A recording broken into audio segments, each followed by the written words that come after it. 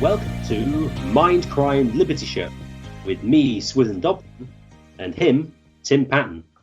Today we will be discussing, were Libertarians for Trump right? Tim, what do you think?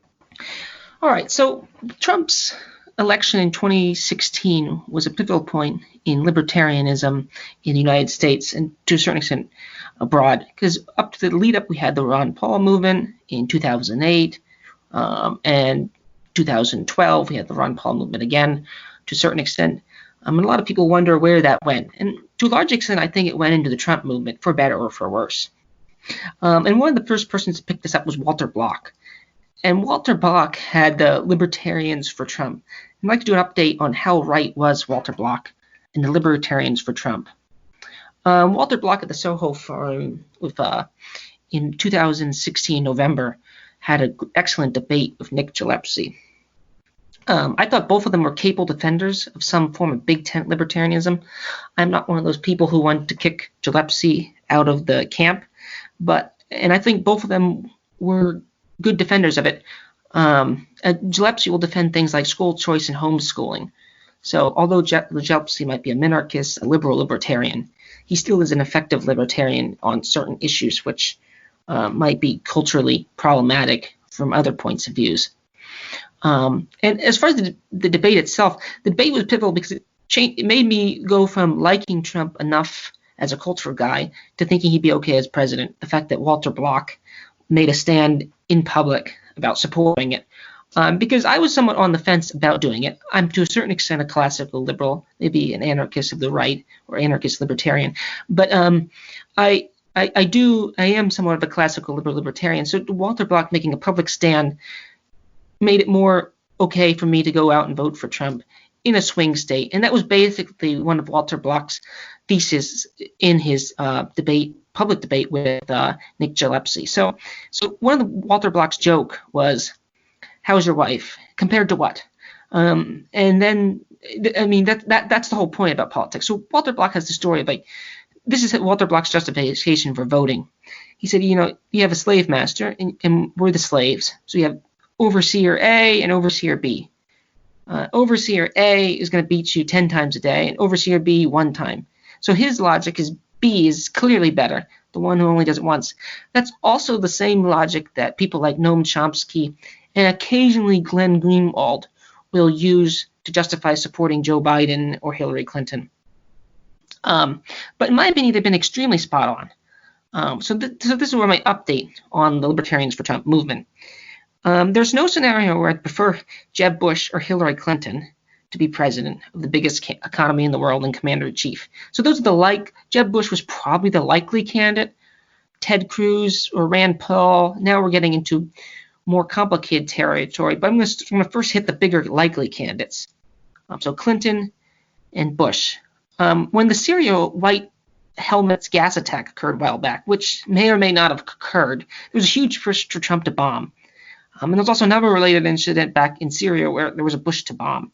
I think both Bush, Jeb Bush, and Hillary would have bombed. Trump did bomb, but Trump bombed an empty airfield, which it's worth pointing out that's a masterstroke in diplomacy. It's not anti-war or anything, but in terms, this is when the mainstream actually supported him on CNN. So most of the normie Republicans, I'll call them, and Democrats, support war with Iran, Syria, and indirectly with Russia, all three of which are more likely under the aforementioned people. Bernie Sanders. So what about Bernie Sanders? Sanders' foreign policy I'm unsure about. My guess is he's not that far from Hillary Clinton, Bill Clinton, Lyndon B. Johnson, or Barack Obama. Not as far as people like to claim he is. It's worth pointing out someone like Cornel West on Bill Maher's show called Barack Obama a war criminal. And his logic was, if you're going to call Bush it, you have to call Barack Obama it, because they both droned and invaded places. And Bernie Sanders has been in politics a long time and is actual friends with quote-unquote neoliberal Democrats. And one of the reasons why the Sanders campaign supposedly lost, this is according to the Michael Brooks show and The Rising with Cigar and Crystal, is Sanders' wife didn't want Bernie to use certain attacks against Joe Biden, such as sexual sexual assault allegations and other things like that. And there's also a national interest article, and this sort of aligns with some of my intuitions and instincts, that many of these Bernie Sanders supporters are not as anti-war as they like to claim they are, or anti-empire as they like to claim they are. Bernie Sanders supported the F-35 to a large extent in Vermont. If anyone wants to look at the details, they can do so. But so far, Swithin, what do you think of this logic of Jeb Bush, Bernie Sanders, Hillary Clinton? Those are the likely candidates to run. We'll get to the less likely candidates to win. Is there any scenario in recent times where you think for libertarians in a lesser than two evils world, having one of those would be better than having Trump? I can't think of a case where it would. What's your thought? Not of the ones that you have mentioned. They would have likely been, as you cite, much more likely to be bombing the Syrians or even the Iranians. Although, to be fair, with the Iranian stuff, the Obamaites did sort of pull back on Iran to some extent. So whether or not Hillary Clinton would have droned, was it Soleimani? I can't remember his name. The Iranian general who was killed. Oh, when was that? It was a while ago now. Well, not that long ago. It was in January. So on war, I think they would have been almost certainly more aggressive than Trump. And Trump has been far more aggressive than his, at least the impression that he gave while running. Although the question arises, is that because of Trump, or is it because the military-industrial complex is so powerful that actually trying to rein them in even slightly is incredibly difficult? I would tend to think the latter. That said, it is clearly true Trump is perfectly happy bombing certain things. But as lesser of two evils, I think that's certainly true. And I think, especially with Hillary and the coronavirus stuff, I mean, you could have been damn sure that Hillary Clinton would have tried to arrogate as much power centrally to the federal government to shut the entirety of America down, claiming it was backed by science, because it would be the perfect opportunity to get the sort of more of the medical technocratic people in power, even more so than sort of like the financial technocrats who pay Hillary Clinton. How much was it? Like $1 million a speech or something? The Goldman Sachs speeches. I mean, like, so that's certainly the case. And I think actually, whilst lots of people criticize Trump for not responding well at all to coronavirus and being too slow, that's actually a feature for me. The fact he didn't do anything for a long time actually probably saved him lots of jobs and basic human interaction, which otherwise may not have existed in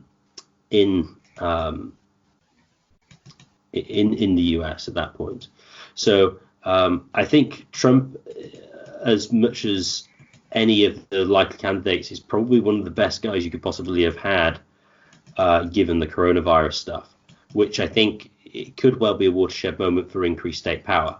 I mean, I think it's highly likely that even when you go back to normal, that the level of federal power in the US, or say the central government in the UK, is going to be higher than it was prior to it. Even if they reduce the restrictions, there will be increased police power to stop people, etc., which will remain. But, you know, Trump's stuff is not going to take quite as far as, say Clinton would have done. So what's your opinion on the Sanders in foreign policy? Do you think my intuitions are correct, or do you think they're incorrect? Do you think he actually is as radical as he claims he is, or do you think he's just 2.0 and just another corporatist Democrat, which has features and bugs, of course, But on foreign policy, that's one thing that some libertarians will cite. Oh, Sanders is more of a libertarian when it comes to foreign policy. But he didn't put his money where his mouth was when it comes to subsidies for the F-35, which, again, now maybe we can't judge everything on him. But this is to me is an example of a counter case. So and I'll see some of like the more culturally left but economically libertarian people make the case for Sanders. I don't think the case has much water. What do you think? I think, and I don't know Sanders' policies his foreign policy position too closely. My general view, unless you're a genuine far leftist, which Sanders clearly isn't, he isn't a socialist, he's a welfare state Democrat, that I simply have a suspicion that anybody who claims they're anti-war on the left, unless they're far left, are simply being either lying or fooling themselves. Ever since Vietnam, sort of like the kind of moderate left have been pretty much in support of every single war the Americans have ever been involved in. Exactly. So given the fact that Bernie is cut from a similar form of cloth to that, I simply do not see him doing so. And I think this is something you might get to later, but especially because Sanders has changed his positions when politically expedient. And it's like, well, okay, when has a politician's not done that? It's like, well, Sanders could probably well do that with the foreign policy issue, even if you think he's kind of more dovish. The obvious example here being he used to be opposed to immigration, but then Democrats like immigration, so he better get rid of that plank of his policy, even though it's consistent, at least in a certain sense, as a way of trying to protect American workers' wages. Whether this is true or not, and it is debated by some, and there's some interesting debates had, but the general idea: increase the labour supply, you decrease the wages. So that's the classic sort of left position on border control, which Sanders then jettisoned when he went to Democratic nomination, because of course you'd never get elected if you said that as a Democrat. So I don't trust Sanders on that. All right, so as far as the other contenders go, and this was in the Walter Block versus Nick Gillespie thing, the other contenders, another likely contender was the Libertarian Party person himself, Gary Johnson. Now, he's not likely in the sense he has a likely chance to win. It's this 1 in a million chance of a runoff in the House of Representatives, I believe, where he wins one state. But Gary Johnson himself and his running mate, Bill Weld. I don't dislike Gary Johnson. But it's worth pointing out Gary Johnson never heard of Rothbard. Now, if you're an anti-Rothbard libertarian, that's fine, but you at least have to know who he is in a way. It's sort of like Christian who never heard of Paul. To a certain extent, you just got to believe, if you're going to go as the party leader, you have to know at least one person, the one key contributor, even if you don't like the late Rothbard. And Bill Weld is just a neocon. Everyone knows this. He called Clinton a great public servant, which, again, that's fine. But then this whole Never Trump movement sort of falls apart in that regard. And Gary Johnson also answered yes to the cake baking question. Okay, so he actually answered yes to the reductio absurdum, which is even worse and more absurd than the actual cake baking example. The cake baking, the reductio absurdum which was asked was, should a Jew have to bake a cake celebrating the Holocaust? That's much more absurd. And he answered yes. And the response was basically, what about discrimination from utility companies? And this is where libertarians want it both ways. Some libertarians like Gillespie and Johnson want it both ways. They're minarchists, but they won't stand up for, make a stand then when YouTube or Facebook bans people. To a certain extent, they are utilities. So why not? Why is it okay for them to ban? And everyone knows the YouTubers that get banned. And they'll in private say, well, it's a private company. They can do what they want. But so I was disappointed by the Gary Johnson and Weld combo. As far as the other two Republican candidates, Ted Cruz or Rand Paul Jr., this is a much more problematic case to be made. If it was an actual Rand Paul versus Trump, maybe Rand Paul would be better. Maybe. It's worth pointing out that Ted Cruz tends to act like a neocon when it comes to foreign policy, although I'm not entirely sure about that. So what do you make about the Libertarian Party in the United States candidate last election, Gary Johnson, from what you know about it, and Cruz, as well as Rand Paul, which is the son of Ron Paul? And as Walter Block says, Rand Paul's not as good as Ron Paul. So what's your take on those three? I'll take Cruz and Rand first. Cruz, I wouldn't trust on foreign policy at all. I'd say I didn't know him hugely well, but he seemed very sort of George W. Bush-ish. So yeah, on foreign policy, I think he would have been a great mistake. Rand, the problem for me for Rand, which is a similar problem I'm going to get to with Johnson, is, as Walter Block says, not as good as his dad, is Rand. And I could see him, he doesn't have a hugely strong personality. And I think he would have compromised a lot of his better positions. And I think as well, he made errors in thinking who would vote for him. I seem to remember Rand made a huge sort of push to get the black vote by saying, oh no, certain groups are racist and all the classic thing that kind of the Democrats would do. And it's just like, nobody cares. And all you're going to do is alienate sort of like some of the white vote who would have voted for you. Well, the blacks won't. And he seemed to be sort of signaling culturally leftwards in certain respects, which on a pragmatic basis, I think was very good for votes. And I think would possibly indicate that because interesting with some of the cultural aspects, I think is where Trump's done quite well. I mean, when he went off script in Charlottesville was some of the best Trump we've seen. In that, yeah, not everybody in the United Right rally are all like are from Stormfront, and then all the media go insane. I doubt Rand Paul would have said anything like that. So Rand, yes, in principle better, but in practice I think probably not much. Gary Johnson, there is no point of having a Libertarian Party unless the Libertarian Party is actually a Libertarian Party. Otherwise, it makes no sense. Gillespie's argument in the Block debate was we need to change culture. So we're going to basically vote for a really soft fiscal conservative and soft cultural liberal. How on earth is that radical in any way, shape or form? How is that going to change culture? That was his argument. And I think, as Block said in the debate, you have to have a higher bar for the Libertarian candidate than you do for any of the Democratic and the Republican candidates. So Johnson is there's just no point to him. There is no point. Now, I'm not saying that all the Libertarian candidates have to be anarchists, but I'd probably go as far as say they at least have to be minarchists.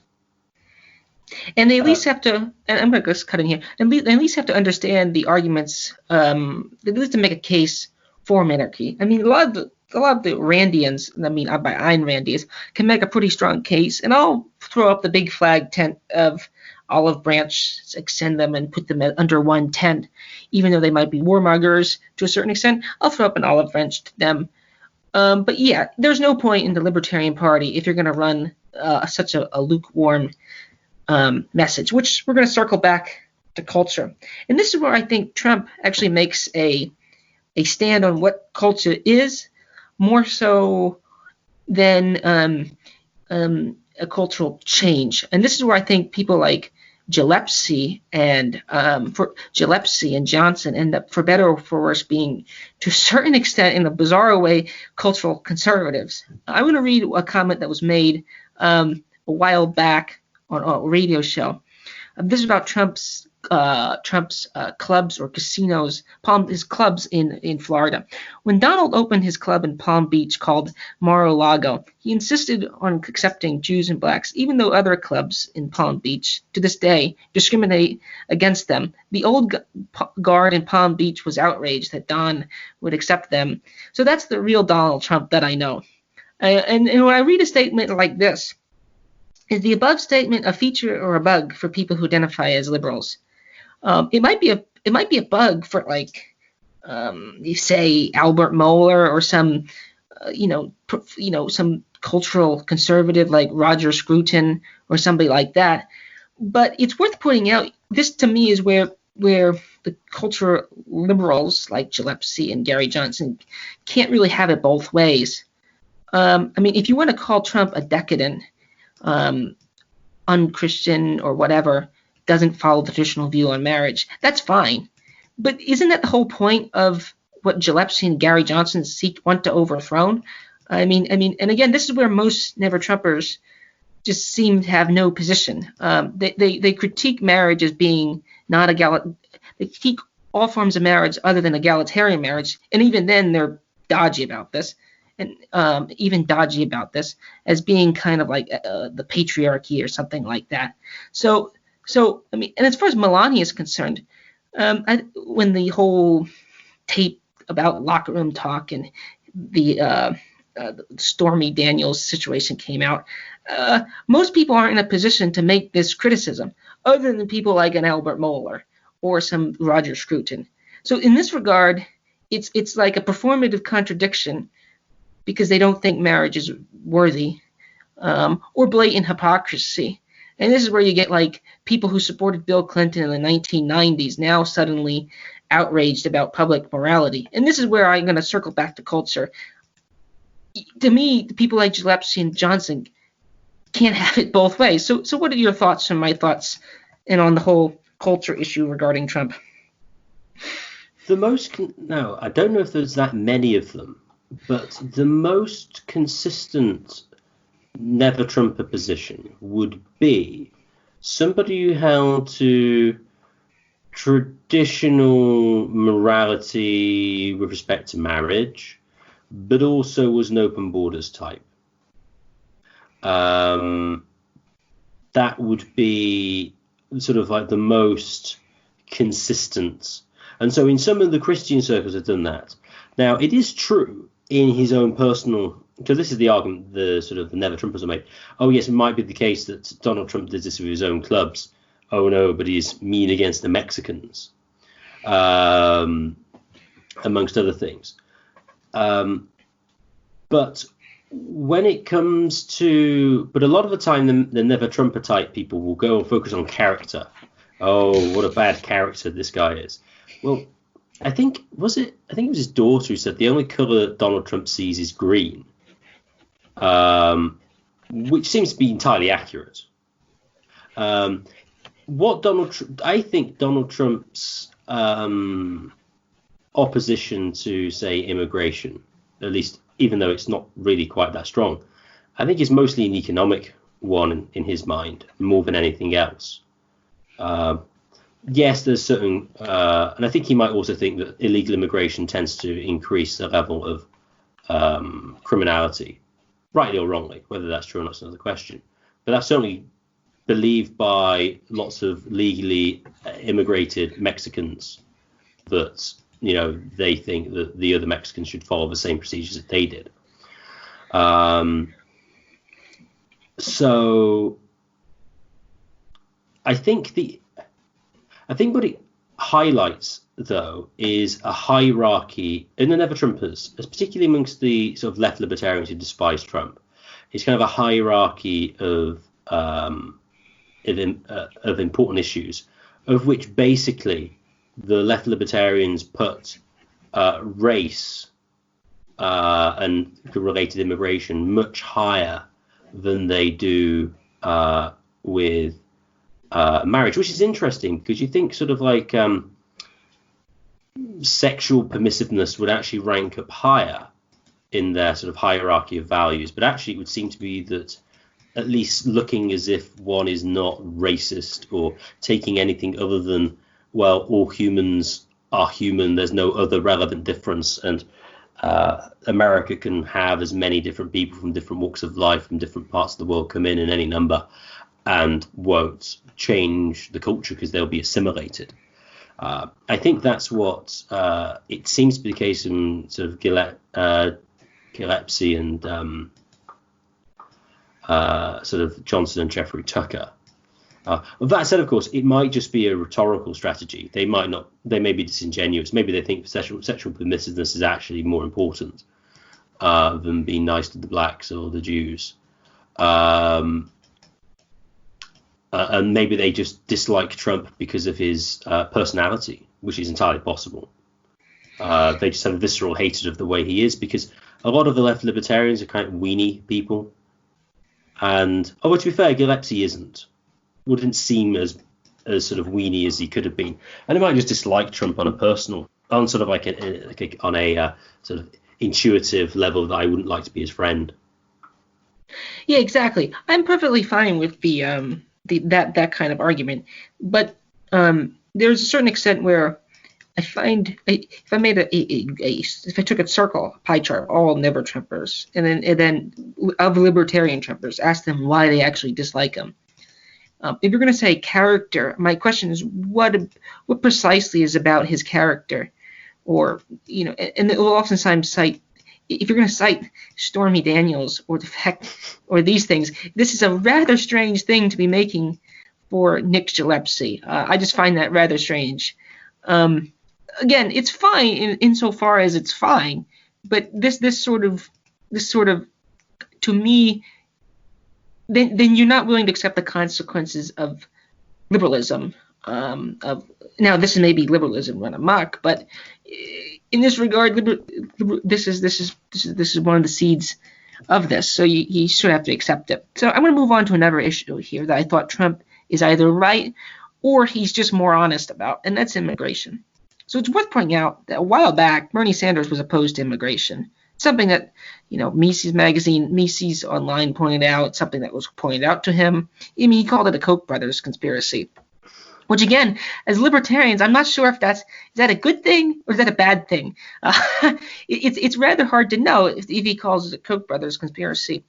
So which cuts into the lie that the Democratic Party is some open borders, open immigration party, which was never a debate that's on immigration that they had at the Soho Forum, which is never a great libertarian debate. I forget that. They actually had a Mises guy defending the open borders position, and they had someone from the Center for Immigration Studies. So it's worth pointing out that Democrats are not open borders. And if anything, they might be, which again, if you're a quote unquote bordertarian, then maybe you shouldn't be a libertarian. You should actually be a Democrat if you want closed borders. And actually, historically, that actually might be the case, although that case is problematic to make, especially before 1970s. It's very problematic looking at history, because history of the parties in the United States, to a certain extent, have changed their position over time. If you want to talk, what party is actually the more restrictionist party historically? That is some historical question, but I'm not really going to get into that. But it's also worth pointing out, like there was a poster who had an image of a kid in a cage. Okay, and this got circulated on Twitter. But it was actually a troll who did it, and it actually turned out it had occurred years earlier under the Obama administration. Right? So unless everyone suddenly grew a conscience, again, I find criticisms of immigration to be rather opportune never-Trumperism. I mean, if you're someone like Brian Kaplan, who've been arguing open borders for a while, then maybe I can take your criticism. And actually, Brian Kaplan has a consistent position. And as much as Bernie Sanders dislikes the Koch brothers position, the Koch brothers actually have a consistent position when it comes to open immigration. But whether that actually supports most Democrats' class interests is of some question. So what do you make of those comments? The criticism of. Again, I think the criticism of Trump on immigration was purely a rhetorical one. I think they just disliked the fact that he looked like he was playing to the crowd.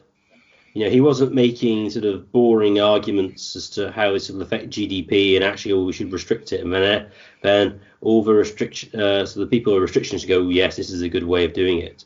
I think what they dislike is he was sort of going low with his argumentation with respect to immigration, and what annoyed them was they were supporting effectively the same position they were, but for the wrong reasons, and thus then needed to be sort of ostracized accordingly.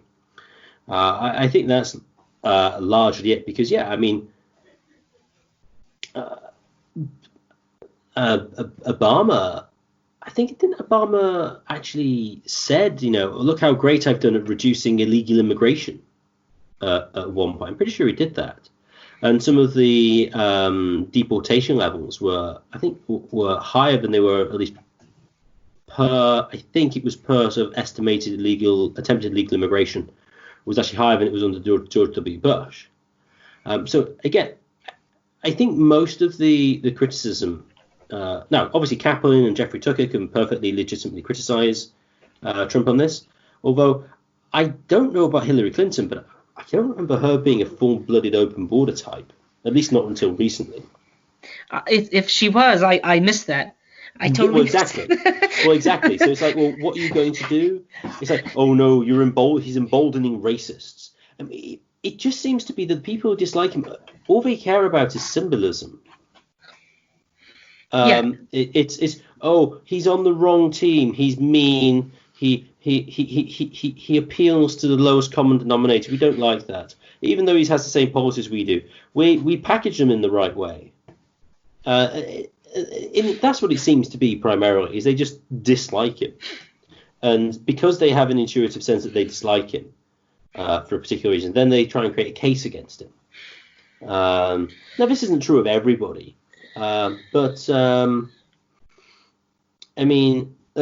obvious thing is the media class and like Hollywood. It's like, oh no, Trump is mean against immigrants. It's like, yeah, but his policy isn't that much different than like previous presidents' policies on immigration. He just kind of packages it slightly differently. Oh no, but Orange Man bad. It's like, come on.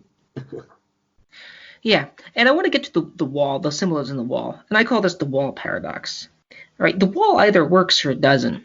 If it doesn't work, it's just a waste of money. But if it doesn't work, then it doesn't stop immigration. It only stops immigration if it works. But then it's not a waste of money unless you have the open borders position. Which again, I'm in theory somewhat okay with that position, although I think people need to think of the consequences of that. And actually, I think Brian Kaplan has thought of the consequences of that. But the reason why I'm skeptical of Bernie Sanders types is I'll present arguments online about what Brian Kaplan has stated, or something like the even there is even actually kind of liberal arguments for restrictionists, like the brain drain argument. I remember in college, in a political science class I had. This is a straightforward argument for restrictionism. Now Brian Kaplan deals with that, but I don't hear. I mean, there's a bleeding heart argument to be made for a restrictionist case. So if the wall doesn't work, okay, then we don't need to worry about it. It's just a waste of money. And if the people like Krugman are modern monetary theorists or Keynesians, it's just an infrastructure project that creates jobs. So there's the argument that it costs money and it's fiscally problematic is also gets thrown out the window. So this is I would call the wall paradox. That makes a lot of sense. I suppose the argument you could make is, oh no, if you put the wall up, though, you'll just get the wrong type of immigration, as opposed to the good type, which would come without the wall. But how on earth you would justify such a position would be difficult. But yeah, I mean that's effectively it. You put the. But the thing is, though, with the wall, there's already a wall in parts, and there's already a fence. There's loads of it. Exactly. I mean, he isn't actually doing anything hugely different. He's just kind of making it look different. Symbolic. He's bringing it to the public front. So again, Donald if Trump, you, just to say that Donald Trump is a showman. It's all about image. I mean, it's no surprise that Vince McMahon is on the committee on basically ending lockdown in the US. Vince McMahon being the founder of the World Wrestling Federation, which then changed its name to World Wrestling Entertainment because the Worldwide Fund for Nature took them to court for trademark infringement. That's why they changed the name, as an aside. It is absolutely no surprise that Vince McMahon is on a committee with Donald Trump, because that's what he is. He's a showman. yeah, and this is before we get into policy matters. One of the reasons why I actually support Trump is I think Trump, to a certain extent, makes the state out to be a farce. And I think actually culturally, this is the long-term maneuver that's actually quite good. He makes the state out to be a farce. And in this recent lockdown, it was like, oh wow, we can't give any power to this guy. He's a big evil fascist. And then let's give this guy all the power we can. Let's go bomb Iran. Now again, the smart lefties like a Michael Brooks or a Zizek wouldn't make this argument. Necessarily wouldn't make this argument. But many of you on the street people would, beforehand at least, make this argument. So that to a certain extent bugs me. But I'm gonna go back to policy. So I think part of the change in the culture is you got to present ideas. I think that's one of the ways you can change culture. And one of the key issues is healthcare. He brought up. This actually be a subpoint, but healthcare. So Trump, to me, ends up taking a conservative position. And the problem I have with Gillespie and a lot of minarchists and Hayekians is there's the radical position is abolish, nationalize healthcare and privatize it. That's the Hoppian position. That's also the David Friedman position. David Friedman has a more roundabout way to get to it. But in that regard, they agree. Whether or not they agree on whether or not they're a correct form of contract, that's of some question. But they both probably come to the same conclusion, but for different reasons. Trump ends up bringing the contradiction to the public front. So conservatives don't want to support nationalized healthcare. I think if they take the Hayekian logic serious, they should support nationalized healthcare. And Nick Gillespie should as well. But then again, I'm not a Hayekian. I'm not a Hayekian in this regard. So if you're gonna get rid of if you're gonna have Medicare, if Medicare is untouchable for a person like Rand Paul or Ted Cruz or Jeb Bush, which it probably wouldn't be. I don't think Bush, Rand, or them would have ended Medicare, or Obamacare for that matter. Both of them are in. And if anything, all these sort of minarchist types like Gillespie should support this kind of stuff. They should just be like Christopher Hitchens in his interview with Ross Roberts when on Orwell. Christopher Hitchens, I think, who sometimes occasionally gets in libertarian circles, who said, government health care makes people freer. I think in the long run that argument is false. That's why I support privatized health care. I think in the short term there's an argument to be made for statist health care.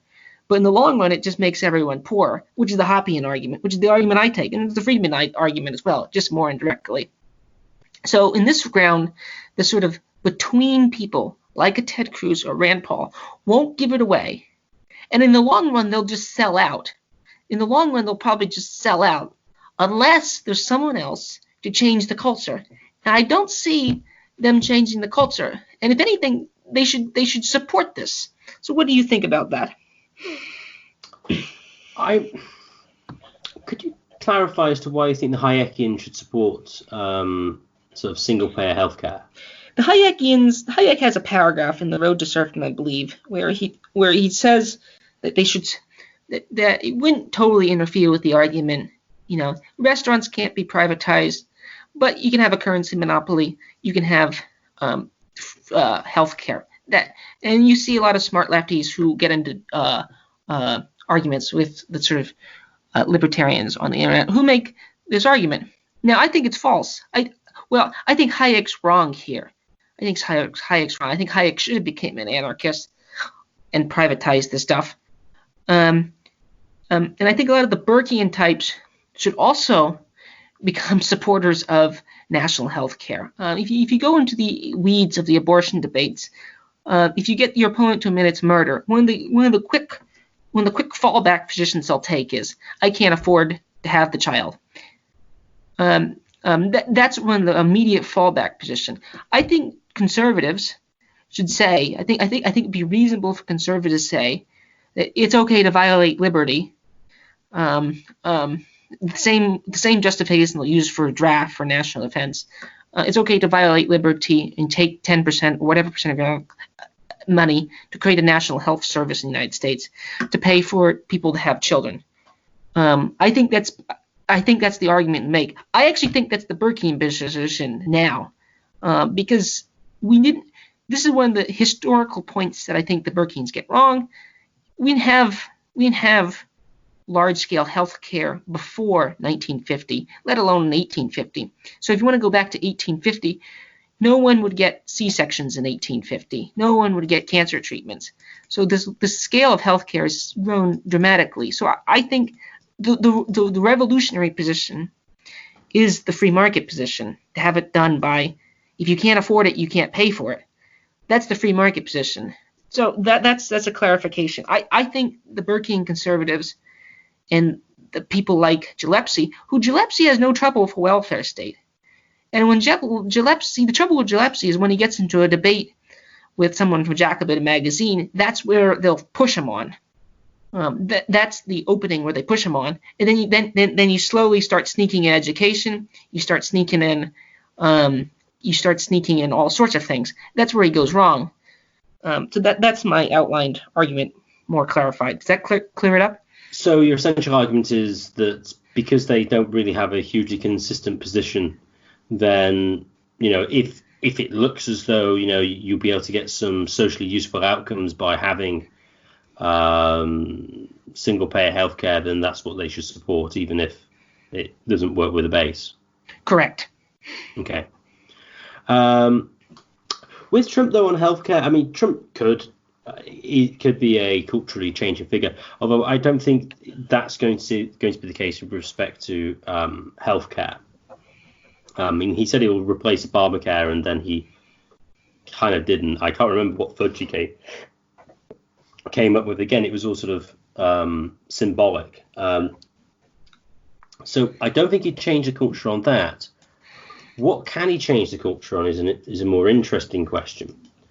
I don't think of himself he will change the culture, possibly on anything.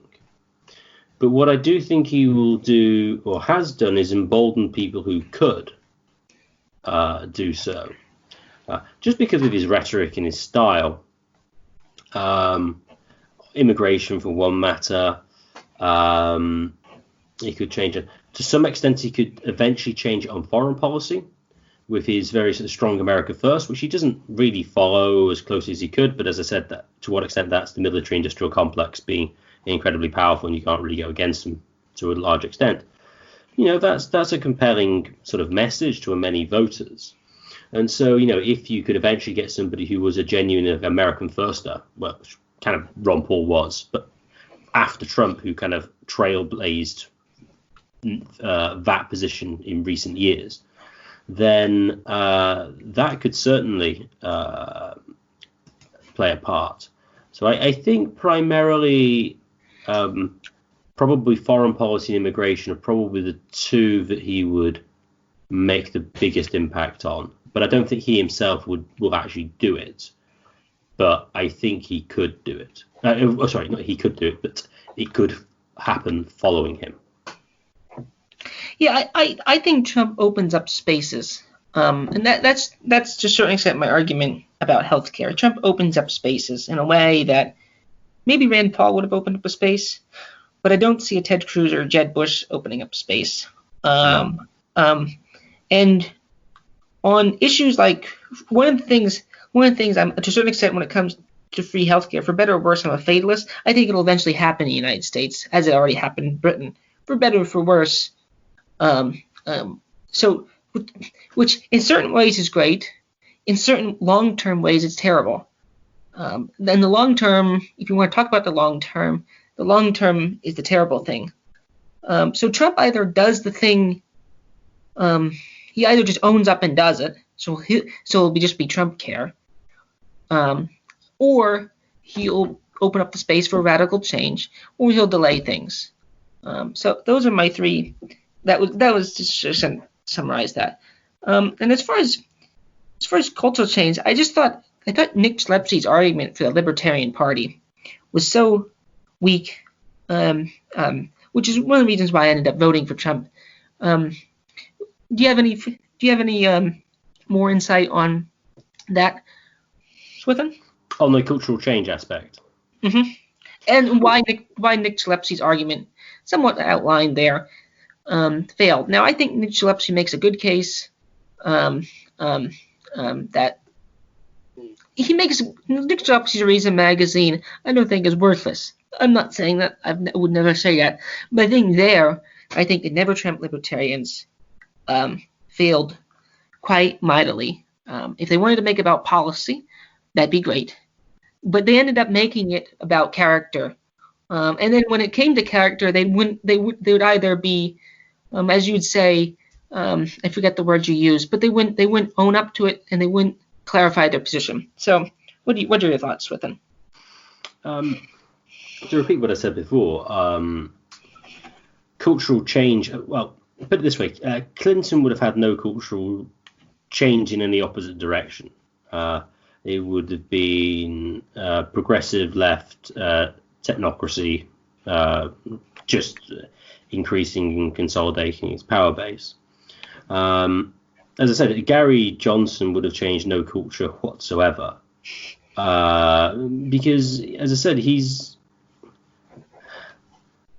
such a wet libertarian candidate. I mean, he co-running with Bill Weld. I mean, it's just there's no cultural change there whatsoever. Trump, for better or for worse, he's a polarizing candidate, and yeah, he creates spaces which otherwise wouldn't exist. Now, the question arises whether you think those spaces are good spaces. But generally speaking, you've got more of a chance to change things culturally if they're polarized than when they're not. Unless, of course, you're hegemonic, which, of course, libertarians aren't, which is what I think Gillespie got wrong. He was making the case, oh, no, we have all these libertarian changes like, marijuana is legal. It's like no one is supporting that because, well, very few of them are supporting because they believe in individual liberty as a general concept. It's because they kind of like it and don't think it's that bad, so they'll support it. It's just like a generic cultural change. There's no sort of, whilst it might have a legally libertarian conclusion, the causation is certainly not that. Depending, of course, on how you conceive of libertarianism, so I suppose from Gillespie's position, that's possible. But yeah, the cultural, the only point of voting for a candidate who's unlikely to win is if they are a radical candidate, and if they're not, there's simply no point voting for them. And in which case, if you don't think it's worth voting for any of the main two, don't vote. Yeah, the argument of not voting makes sense. But then, to me, one of the things that is why do libertarians care so much about Trump? That's one of the things that always was in the back of my mind in the lead up, and since then. Now, since then, when he's president, then if he's bombing someone, of course you should criticize. Of course, I was annoyed when Trump bombed Syria, even though it might have been an empty airfield. But it's also worth pointing out that of the 6 other candidates that were likely to win, including the possible Libertarian Party, they all might have done that the same. So, again, there's a certain choice that politics is a choice between Master A and Master B. And the Libertarian Party failed to bring about a radical candidate. And they just took a lot of cheap shots at the Donald. So I thought the whole libertarian Never Trump movement failed. And to me, the Libertarians for Trump movement actually did quite well. I think the long-term trajectory of things like the Mises Institute is still strong. I mean, you can read criticisms on Mises.org about them. It's not, people like Kinsella, people like Block, they still criticize Trump. Tom Woods still criticizes him. It's not like they're all lined up like some blindfolded idiots. No, of course not. If anything, the blindfolded idiots were the people who supported Gary Johnson. It's the people who supported, would they have criticized Ted Cruz? That's a good question. Would normie conservatives criticize Ted Cruz? It's not entirely clear when they would criticize, when they would go after Cruz. So I don't think the cultural. I think Gillespie, in general, has the opposite view of what he had in the in his debate with Walter Block. I think that to a certain extent was an aberration. What's your thoughts? And then we'll wrap it up. Yeah. I mean, it'd be interesting to look at the timeline to see who started first. Was it the Libertarians for Trump, or was it the Libertarians against Trump? That'd be interesting, because if you were being generous to the Libertarians against Trump, you could say, oh, well, they are merely a reaction to Libertarians for Trump who are misguided in certain ways. I think that's possible. But Walter Block is an interesting candidate for the pro-Trump because he's an open border type. Whereas a lot of libertarians who support Trump tend to take the more Hoppian position. So Block is interesting on that. And I do think it's kind of back to what I said before, kind of a race thing. And an immigration thing is like as a high cultural value, which is distinguishing them. But as you said, I mean, it makes very little difference in reality because Trump's policy-wise is kind of not that dissimilar to what's going on previously. That said, of course, you could make the claim, but he's making space for Richard Spencer to turn the Democrats back into the party they were in the 1920s. I suppose that's possible. It would be amusing for him to run as a Democrat. That would be highly amusing. But yeah, I mean, Trump is certainly someone who can put the cultural change. Now, I suppose Gillespie could say, well, it's the wrong type of change, which I suppose is what he could do with that. But yeah, I think it would be interesting, a historical thing to see who started first. But as I said before, I think it's just they dislike him and then come up with reasons why. Focus on reasons why they dislike him after the fact, even though these are things which they wouldn't go after other candidates for, even though they hold basically the same positions. And I think, contra Nick Gillespie, it's just to a certain extent, a waste of time. Trump will pass. Trump's not going to be dictator for life. That's a total joke. Trump will pass. And many of the things. I suspect a lot of libertarian never-Trumpers might be embarrassed to read what they wrote before 2016. I suspect that some of them, if in their private moments, would say that they were somewhat embarrassed about. I noticed Jeffrey Tucker, for example, reposted Trump's recent tweet on "You can't let the cure be worse than the disease."